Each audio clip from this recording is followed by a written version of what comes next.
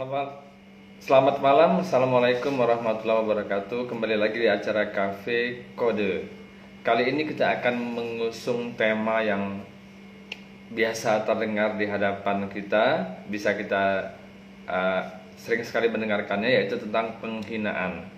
Nah, seperti apa sih dalam kerangka hukum yang ada di Indonesia? Apakah orang atau siapa saja yang boleh melaporkan sebuah penghinaan? Apakah orang lain yang tidak mendapat hinaan secara langsung bisa melaporkan perbuatan penghinaan? Nah, kita akan bergabung bersama Bung Aga Khan, sarjana hukum, praktisi hukum kita yang akan mengulas seputar pasal-pasal penghinaan.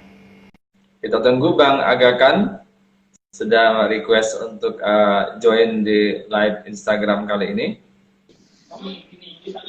Apa kabar Bung Aga? Assalamualaikum. Waalaikumsalam. Halo, koleksi. Siap. Lagi sibuk apa nih, Bung Aga kan? Sinyalnya jelek nih, Bang. Sinyalnya kurang bagus ya. Oke. Kita bisa mulai ya malam ini untuk live Instagram. Seperti yang kita sudah share, tema yang akan kita angkat adalah seputar penghinaan. Nah, pertanyaannya, siapakah yang boleh melaporkan ketika ada penghinaan? Apakah harus orang yang bersangkutan? Apakah juga orang lain yang tidak ada hubungannya tetapi memiliki hubungan emosional bisa melaporkan sebuah tindak pidana dugaan penghinaan?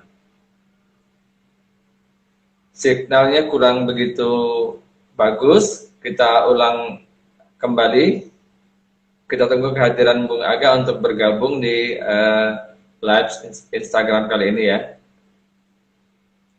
Kita hubungi kembali Bung Aga Khan untuk bergabung.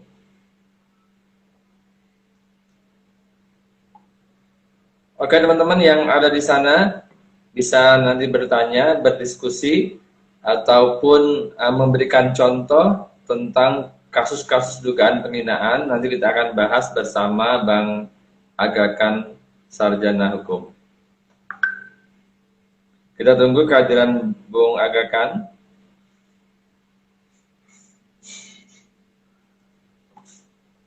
Untuk bergabung di live Instagram kita malam ini yang mengusung tema seputar penghinaan. Selamat bergabung kepada Ibu Hamidah, Bung Dwi Heri Sulistiawan, kemudian FC Manulang, kemudian Bung Awi. Silakan nanti kalau ada yang ingin didiskusikan bersama Bung Aga Khan tentang materi kita pada malam hari ini. Kita tunggu kehadiran Bung Aga untuk bergabung bersama kita di Cafe Kode malam hari ini. Kita undang kembali Bung Aga untuk bergabung. Ini dia sudah bergabung. Kita panggil Bung Aga.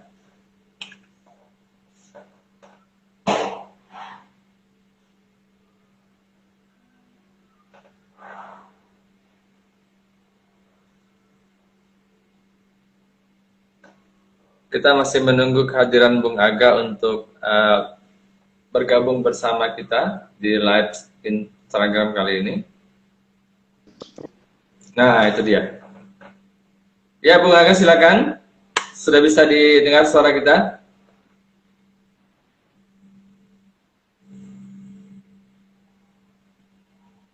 Halo, Bung Aga.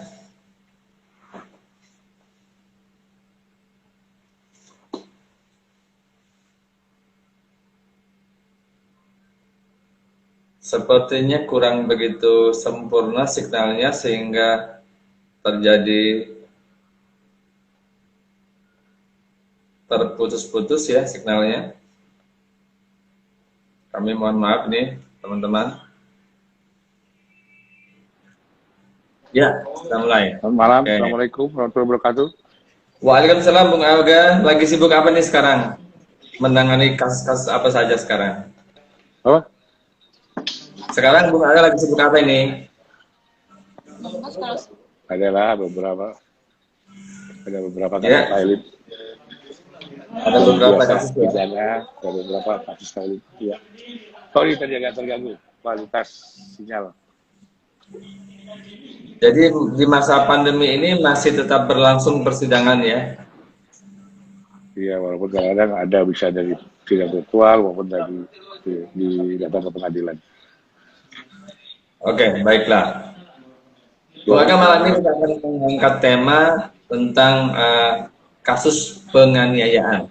Seperti yang sudah kita share sebelumnya, tema ini sangat-sangat sering terjadi di masyarakat kita. Ada orang yang melakukan penghinaan baik secara verbal maupun secara lisan, baik secara langsung maupun secara tidak langsung. Nah, pertanyaannya, apa batasan penghinaan dalam hukum yang ada di Indonesia? Kemudian pertanyaan berikutnya adalah siapa yang boleh melaporkan sebuah tindak pidana dugaan penghinaan. Nah, kita mau minta penjelasan dulu dari Bung Aga dalam kerangka hukum positif kita, persoalan penghinaan ini seperti apa? Oke. Halo? Ya, silakan Bung Aga. Ya, makasih Mas. Selamat malam, Assalamualaikum warahmatullahi wabarakatuh. Waalaikumsalam Dalam warahmatullahi wabarakatuh. kita tahu bahwa dalam berkehidupan sehari-hari di negara Indonesia kan telah diatur beberapa macam aturan hukum yang berlaku. Nah, untuk masalah penghinaan itu suatu perbuatan yang sudah diatur oleh undang-undang pun bahwa kita bahas mengenai penghinaan itu dulu aja Mas ya.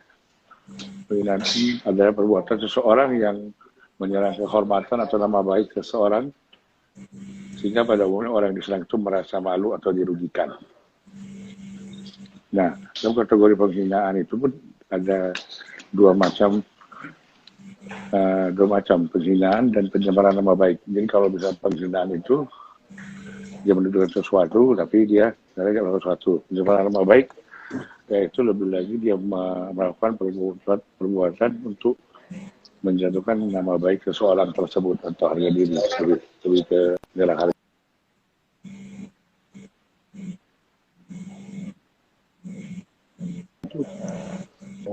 melaporkan dengan pasal KUHP aja 310 KUHP. Kita lihat apakah dia memakai media internet, bisa kita sandingkan dengan undang UTE. Tapi kalau terhadap pejabat negara publik itu ada aturannya lagi tuh. Tapi kalau dalam etika bermasyarakat Indonesia, kita juga harus bisa pahami bahwa kita tidak gampang menuduh seseorang atau menghina seseorang dengan bahasa-bahasa yang bisa membuat orang itu malu atau merasa dirugikan. Kalaupun pertanyaan Mas tadi yang kedua mengenai siapa yang harus bisa melaporkan, ya orang yang merasa dirugikan itu tersebut tidak bisa diwakilkan karena beda. Karena ada dua kasus fakta menarik yang kemarin saya lihat dan lagi heboh ini tentang Najwa Shihab maupun siapa ya, Niki Ibu Puan soal ya. Ya, kalau dari sisi saya Najwa Shihab itu ya salah itu harusnya ngelaporin ya Pak Jokowi ataupun Pak Terawan sendiri karena menanggapi kursi kosong. Tapi dia Mbak Najwa juga dilindungi undang-undang pers. Jadi kita mesti lihat karena profesi dia kan harus juga dilindungi, tidak bisa langsung diserang begitu aja. Ada namanya dalam pers itu ada namanya lembaga pers yang bisa mengatasi tersebut. Yang kedua kalau mengenai ini saya lihat memang itu masih dalam wacana ungkapan seorang rakyat di Indonesia lah terhadap apa yang dilakukan oleh pejabat publik. Jadi kalau saya rasa dia belum melakukan penghinaan. Kalau pencemaran baik dan memang nyatanya kan memang ada mematikan mic tersebut kalau saya lihat.